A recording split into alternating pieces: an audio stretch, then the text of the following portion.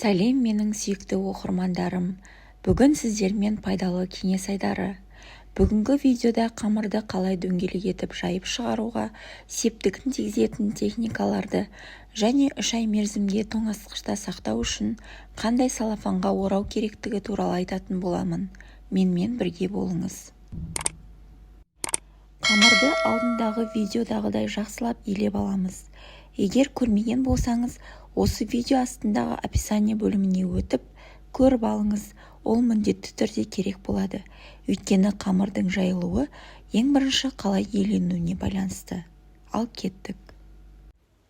Қамырды ең бірінші оқтауға салмай, видеодағыдай қолмен осылай бастырып, қамырды жайып шығамыз. Бұл бірінші техникаға жатады. Екінші техника сағаттың тілімен айналдырып, оқтаумен жайып шығамыз. Ортасына тиіспейміз.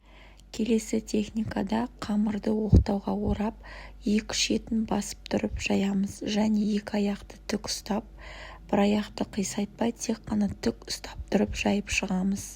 Бұл үшінші техника. Келесі техниканы мұқият сақтаңыз. Бұл техниканы соңына дейін сағаттың тілімен дөңгелетіп жайып шығасыз. Сол кезде сіздің қамырыңыз өте әдемі дөңгелек болып шығады. Қамыр орайтын целлофанға келетін болсақ, ол кәдімгі киім салатын целлофан. Ол тойбастар сататын жерде сатылады. Осы целлофанды алып, қайшымен немесе пышақпен екіге бөліп, үстелге төсеп әдемілеп, үстіне қамырды жайып, видеодағыдай әдемілеп орап, тоңазытқышқа салуды ұмытпаңыздар.